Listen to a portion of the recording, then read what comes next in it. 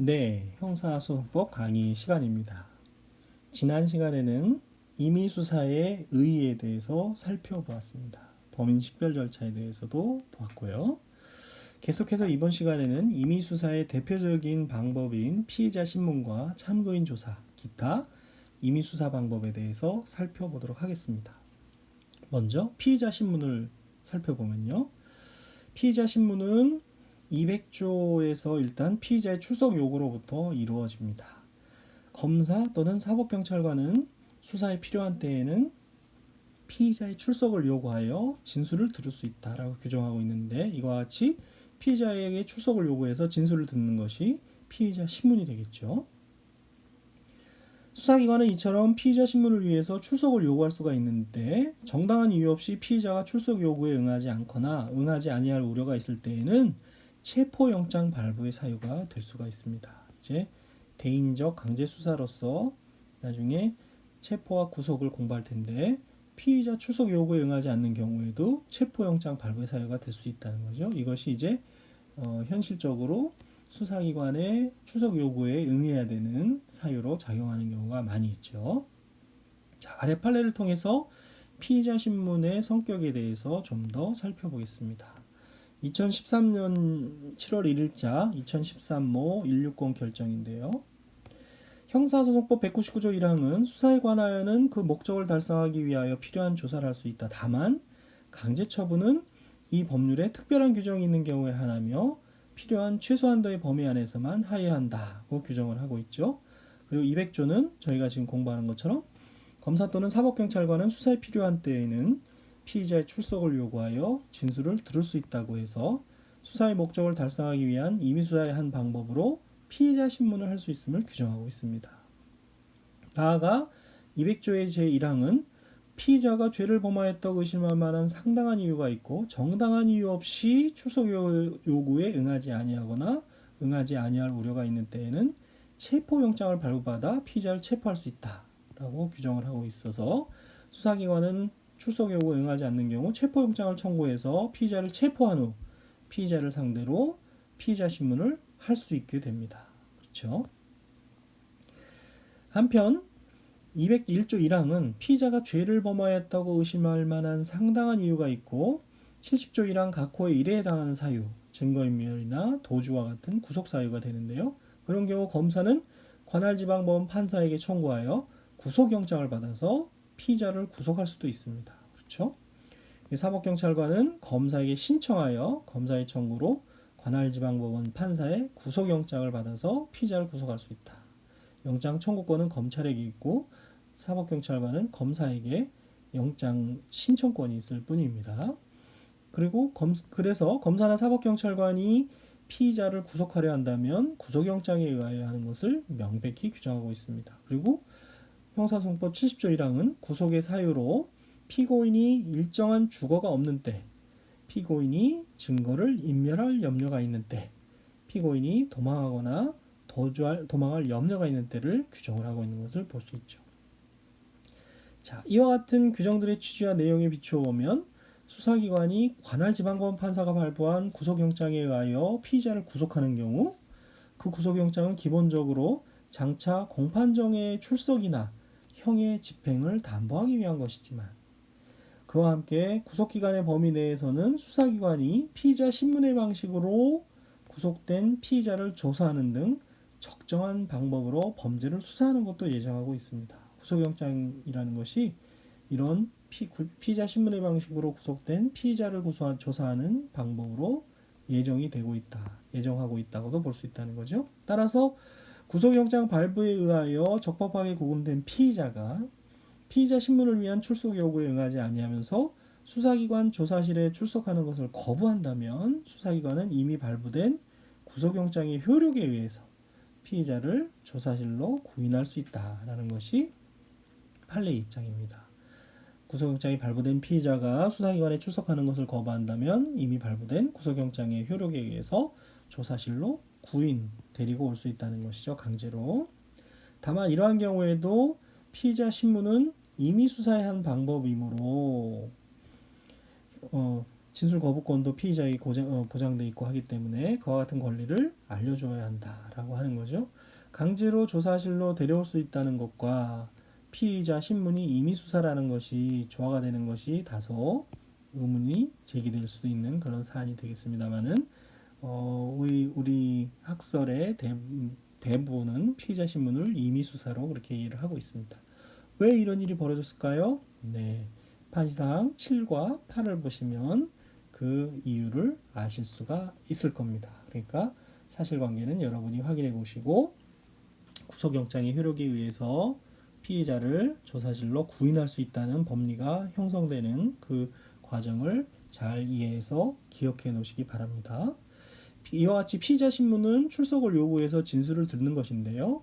그와 같은 과정에서 중요한 절차 중에 하나가 진술 거부권 등을 알려줘야 되는 것입니다. 피의자 변호인을 공부하면서 변호인의 피의자 진술 거부권이 다소 등장을 했었는데 본격적으로 244조의 3에 의해서 진술 거부권이 피의자 신문 과정에서 중요한 이슈로 등장을 했습니다. 그래서 244조의 3 1항은 검사 또는 사법경찰관은 피의자를 신문하기 전에 다음 각호의 사항을 알려주어야 한다. 첫째, 일체 진술을 하지 아니하거나 개개의 질문에 대하여 진술을 하지 아니할 수 있다는 것. 둘째, 진술을 하지 아니하더라도 불이익을 받지 않는다는 것. 셋째, 진술을 거부할 권리를 포기하고 행한 진술은 법정에서 유죄 증거로 사용될 수 있다는 것. 어디서 많이 들어본 얘기죠. 넷째, 신문을 받을 때에는 변호인을 참여하게 하는 등 변호인의 조력을 받을 수 있다는 것. 이렇게 규정을 하고 있습니다. 그리고 같은 조 2항에서 검사 또는 사법경찰관이 제1항에 따라 알려준 때에는 피의자가 진술을 거부할 권리와 변호인의 조력을 받을 권리를 행사할 것인지 여부를 물어서 질문하고 그에 대한 피의자의 답변, 진술 거부권을 행사할 것인지 변호인의 조력을 받을 권리 행사할 것인지를 조서에 기재하여야 합니다. 여기서 말하는 조서는 아래에서 보는 피의자 신문 조서가 되겠죠. 이 경우 진술 거부권 행사 여부 또는 변호인의 조력을 받을 권리에 관한 답변은 피의자로 하여금 자필로 기재하게 하거나, 그렇죠? 피의자가 자필로 쓰게 하거나 답변 부분에 기명 날인 검사 또는 사법경찰관이 자기 이름을 쓰고 자기 이름을 타이핑하고 날인 도장을 찍던지 또는 서명을 하도록 그렇게 규정을 하고 있는 것이죠. 그 진술 거부권과 변호인의 조력을 받을 권리가 제대로 행사되었는지를 확인하기 위한 절차라고 보시면 되겠습니다. 그래서 반증 반증 무슨 그것은 어떤 의미를 갖고 있는 거냐면 그동안에 수사기관이 그런 절차를 제대로 지키지 않았지 않느냐 하는 반성적 고려가 있었다고도 보여질 수 있죠. 자, 피의자 신문조서에 대해서 좀 더 구체적으로 공부하기에 앞서서 보조자료로서 모의 시험 기록에 출제되었던 피의자 신문조서를 예로서 들어보도록 하겠습니다. 내용이 중요한 것이 아니고 형식적으로 어떻게 작성되는지를 보시죠. 피의자 신문조서라는 제목으로요. 피의자 김갑동 위 사람에 대한 특수절도 피의 사건에 관해서 언제 서울 중부경찰서 형사과 사무실에서 사법경찰관 경위와 참여자가요. 사법경찰관이 신문할 때는 사법경찰리를 참여하게 해야 됩니다. 그래서 아래와 같이 피의자의 임에 틀림없음을 확인하다. 피의자의 성명, 주민등록번호, 직업, 주거, 등록기준지 등을요. 말을 해서 본인이 맞는지 확인하게 하는데 여기서는 생략을 일단 했고요. 사법경찰관은 어떻습니까? 피의사건의 요지를 설명하고 사법경찰관 신문에 대해서 진술을 거부할 수 있는 권리, 변호인의 참여 등 조력을 받을 권리가 있음을 피의자에게 알려주고 이를 행사할 것인지 의사를 확인한다. 진술 거부권 및 변호인 조력 고지권을 확인해 줍니다. 아까 조문에서 봤던 내용이 이렇게 조서에 인쇄가 되어 있고요. 피의자는 위와 같은 권리들이 있음을 고지받았는가요? 예, 고지받았습니다. 진술 거부권을 행사할 것인가요? 아닙니다. 묻는 말에 성실히 답변하겠습니다. 이런 부분이 피의자의 자필로 기재해라는 부분입니다. 그렇죠? 이런 질문에 대한 답변. 피의자는 변호인의 조력을 받을 거 행사할 것인가요? 아닙니다. 혼자서 조사를 받겠습니다. 피의자의 자필로 답변을 기재해라. 그렇지 않으면 법이 정한 절차 방식을 지킨 것이 아니다. 사법경찰관이나 수사관이 여기다가 만약에 이게 자필이 아니라면 답변 부분에 기명란이를 하거나 서명을 하게 해야 한다. 이렇게 돼 있는 것이죠. 답변을 기재하게 된 부분이에요. 그리고 이제 본격적으로 피의 사실에 관해서 신문을 하게 되겠습니다. 범죄 전력이 있는지, 경력이 어떤지, 학력, 가족, 재산관계 등을 물어보고 나서 본격적으로 물어보는 거죠. 피의자는 무슨 사실이 있느냐, 뭐 진술해라. 계속 이제 이렇게 추궁을 하게 되는 것이죠. 피의자 신문을 통해서. 그 내용이 100% 이렇게 기재가 되는 것이 아니고 적절한 형태로 가공이 되어서 수사기관에 의해서 피의자 신문조서가 작성이 됩니다. 그리고 끝에 가서 이상의 진술이 사실이냐.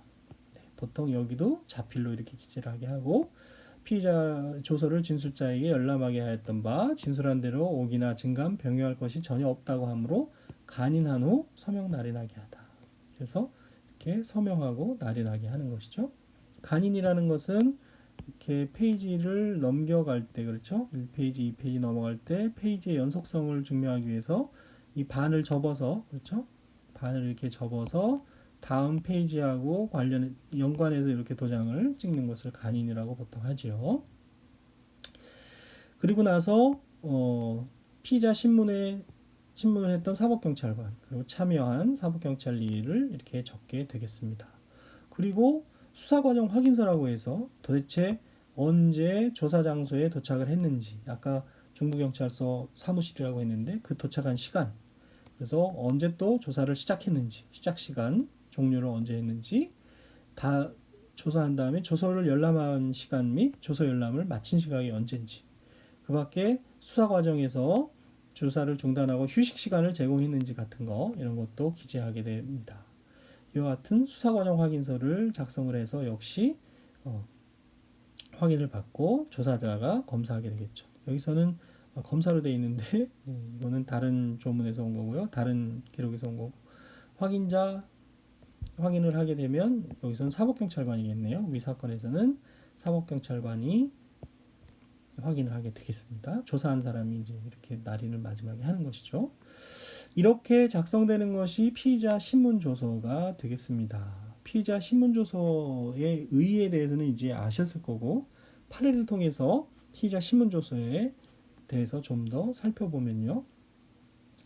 이와 같이 조사를 하는데 고문을 한다든지 폭행을 한다든지 협박을 한다든지 그렇게 하면 안 되겠죠. 그래서 나중에 이제 진술의 임의성 같은 것도 문제가 되는데 먼저 판례를 통해서 좀 더 이해를 해보도록 하겠습니다.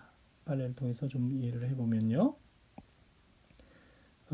형사소법 200조 2항은 검사 또는 사법경찰관이 출석한 피의자의 진술을 들을 때에는 미리 피의자에 대하여 진술을 거부할 수 있음을 알려야 한다. 진술 거부권에 대해서 고지를 하고 있고요. 그에 대해서 살펴본 바가 있죠. 이러한 피의자의 진술 거부권은 헌법이 보장하는 형사상 자기에게 불리한 진술을 강요당하지 않는 자기부재 거부의 권리에 터잡은 것이므로 헌법 배울 때 자기부재 거부 특권이라는 거 아마 들어보셨을 겁니다. 수사기관이 피의자를 신문함에 있어서 피의자에게 미리 진술 거부권을 고지하지 않을 때에는 진술 거부권을 고지하려면 어떤 효과가 있어요? 그 피의자의 진술은 위법하게 수집된 증거로서 진술의 임의성이 인정되는 경우라도 증거 능력이 부인된다. 위법 수집 증거 배제 법칙에 해당하게 됩니다. 나중에 증거법에서 중요하게 등장하는 법칙이죠. 원심이 인용한 재일심 판결 채용 증거 중에서 다른 사건의 비디오 검증 조서가 증거로 이제 제출이 됐나 본데요. 이 사건 범죄단체 조직죄에 관한 공범으로서 별도로 공소 제기된 사건의 피고인인 길아무개라는 사람이 수사 과정에서 담당 검사가 대화하는 내용과 장면을 녹화한 것으로 보이는 비디오 테이프를 검증한 것인데 그러한 비디오 테이프의 녹화 내용을 봤더니 실질적으로 피의자의 진술을 기재한 피의자 신문조서와 같다는 것입니다. 그렇다면 피의자 신문조서에 따라서 증거 능력을 판단해야 될 것인데 녹화하는 과정에서 진술 거부권을 고지한 사실이 인정되지 않기 때문에 결과적으로 증거 능력이 없다고 판시한 그런 사안인 것이죠. 네. 진술 거부권의 고지는 이와 같이 헌법상의 자기부재 거부 특권에 터잡은 것으로서 아주 중요한 권리가 되겠습니다.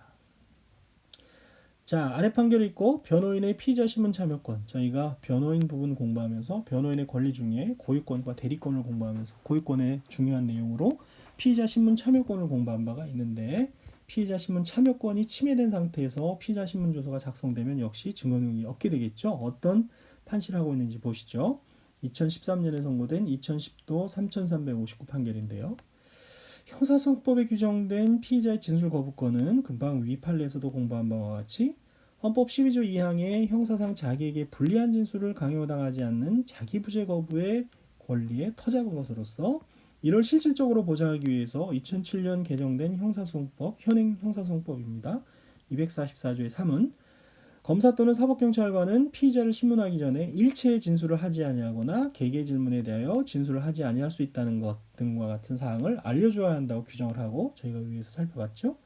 검사 또는 사법경찰관은 그와 같은 사정을 알려준 때에는 사실을 알려준 때에는 피의자가 진술할 거부할 권리를 행사할 것인지 여부를 질문하고 이에 대한 피의자의 답변을 조서에 기재하여야 한다. 이 경우 피의자의 답변은 피의자로 하여금 자필로 기재하게 하거나 검사 또는 사법경찰관이 피의자의 답변을 기재한 부분에다가 피의자로 하여금 기명, 날인 또는 서명하게 하여야 한다라고 규정을 하고 있다는 것이죠. 그래서 진술 거부권 행사 여부에 관한 답변 기재 방식 절차를 구체적으로 규정하고 있다.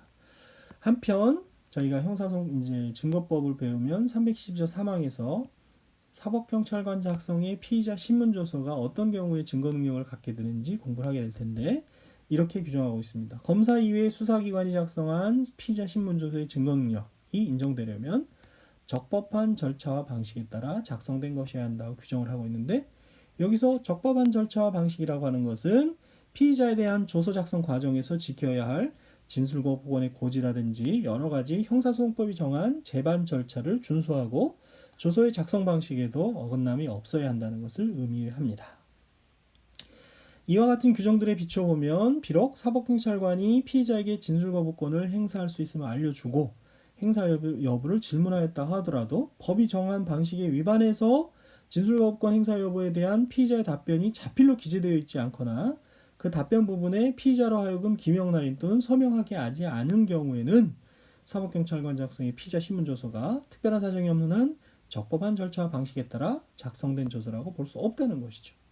그래서 이 사건을 보니까 제1조서에 보니 피의자는 진술 거부권을 행사할 것인가요? 라는 질문에 아니요, 진술할 것입니다. 라는 답변이 기재되어 있긴 하나 그 답변이 자필로 기재된 것도 아니고 그 답변 기재 부분에 피고인들로 하여금 기명, 날인이나 서명도 하게 하지 않은 사실이 인정됩니다. 그렇다면 앞서 본 법률에 따라서 적법한 절차 방식에 따라서 작성된 것이 아니라서 증거 능력이 없다는 얘기고요.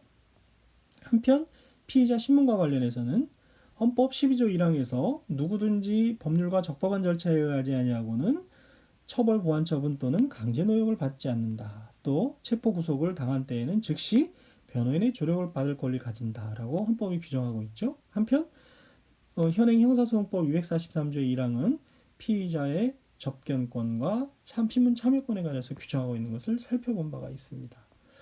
근데 구항에서 보시는 것처럼 이와 같은 피의자 신문에 있어서 수사기관과 피의자 사이의 당사자 대등을 확보함으로써 헌법상 적법 절차 원칙과 변호인의 조력을 받을 권리를 실질적으로 보장하기 위한 것이 바로 243조의 이 1항에 규정된 것이다. 그래서 그 절차가 그래서 엄격하게 규정이 돼야 되는데 그와 같은 절차에 따르지 않으면 역시 적법한 절차와 방식에 따르지 않았다고 볼 수 있을 텐데요. 10항에 보시면 이와 같은 헌법이나 형사소송법의 규정, 입법 목적 등에 비춰보면 피의자가 변호인의 참여를 원한다는 의사를 명백하게 표시하였음에도 수사기관이 정당한 사유 없이 변호인을 참여하게 하지 아니한 채 피의자를 신문에서 작성한 피의자 신문조서는 어떻습니까? 형사소송법이 정한 적법한 절차와 방식에 위반된 증거일 뿐만 아니라 308조에서 정한 위법 수집 증거에도 해당이 된다라는 것이죠.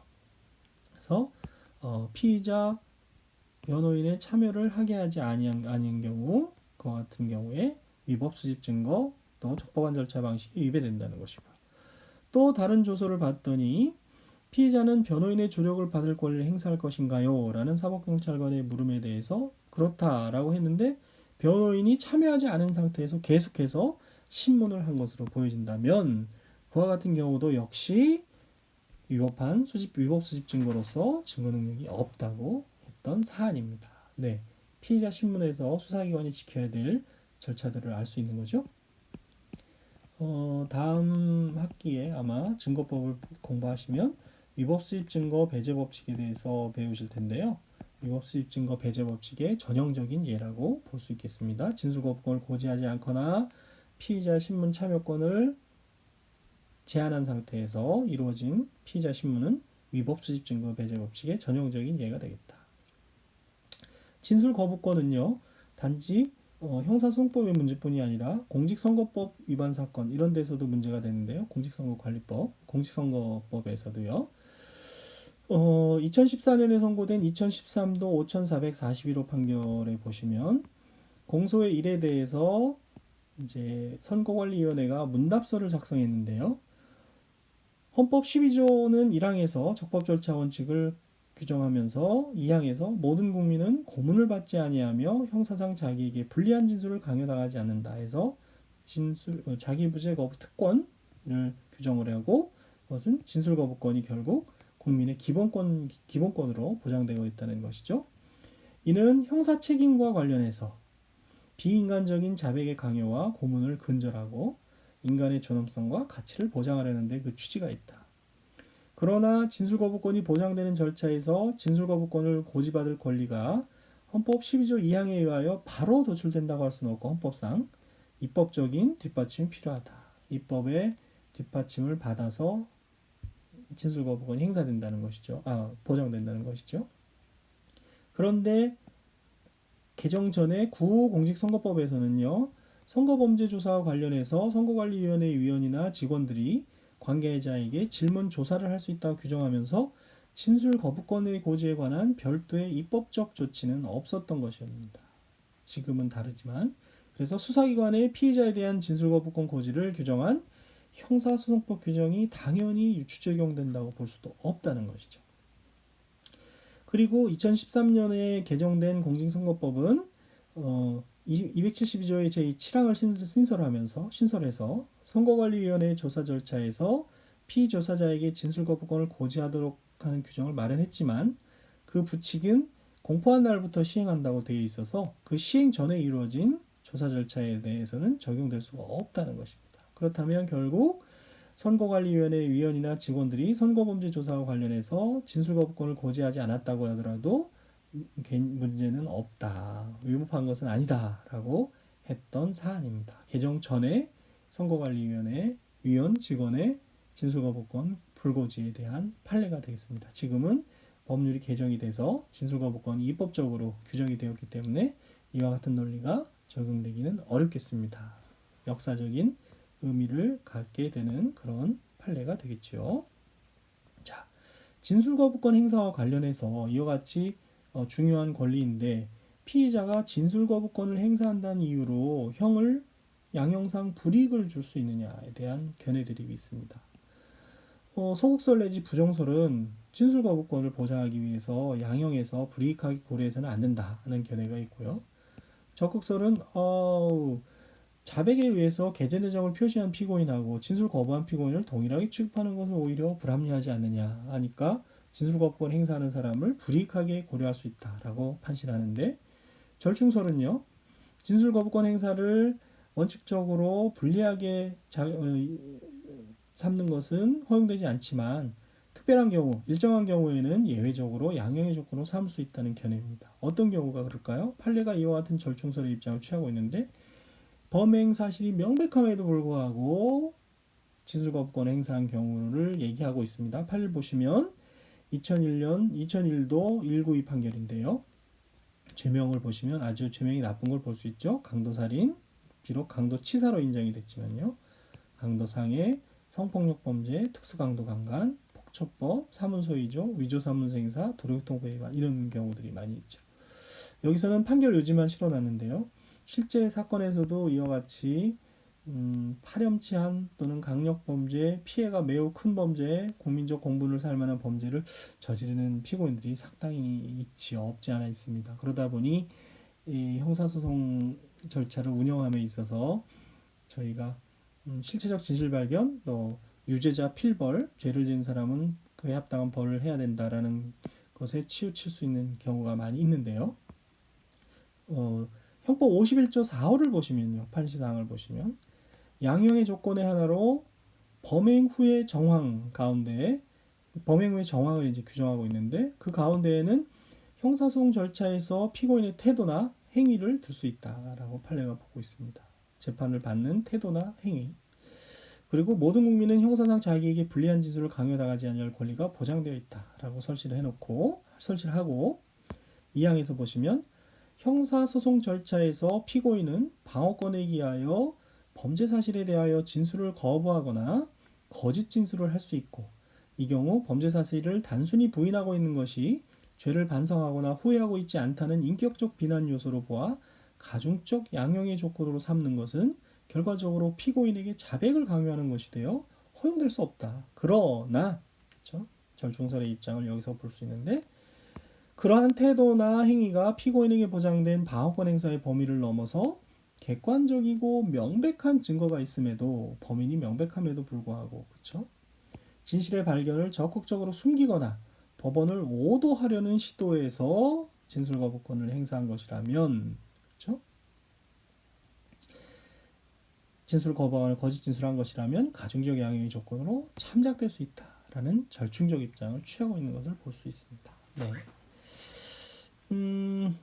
아까 말씀드린 것처럼 이런 중대한 범죄들 또 국민적 공분을 불러일으키는 범죄들에 대해서 이런 입장을 취할 수도 있다고 보여지는데 그렇다 하더라도 피의자나 피고인의 인권이 침해되지 않도록 저희가 항상 조심해야 되겠습니다. 한편 개정법에 따르면 이제 내년 1월 1일부터 시행되는 개정 형사소송법에 따르면 사법경찰관은 피의자 신문 전에 수사 과정에서 혹시 법에 위반되는 사항이 있었는지, 인권 침해 사항이 있었는지, 현저한 수사권 남용이 있는지에 대해서 검사에게 구제 신청할 수 있다라는 것을 피의자 신문 전에 피의자에게 알려줘야 하는 규정이 생겼습니다. 검사에게 구제 신청을 할 수 있다. 그래서 검찰청에 가보시면 인권감독관이라는 직책을 가진 검사님들이 있어요.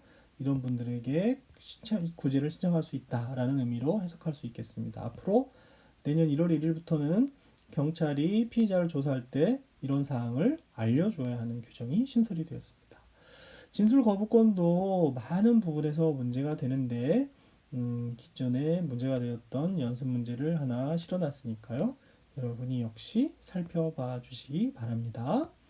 다소 시간이 지났기 때문에 피의자 신문의 의의와 진술 거부권 고지에 대해서 살펴봤고 다음 시간에 피의자 신문과 참여에 대해서 살펴보겠습니다. 참여에는 조사하는 측의 참여도 있고 변호인의 참여도 있을 수 있겠지요. 그런 어떤 얘기를 하게 되는지 다음 시간을 기대해 주시기 바랍니다. 여러분 강의 듣느라고 수고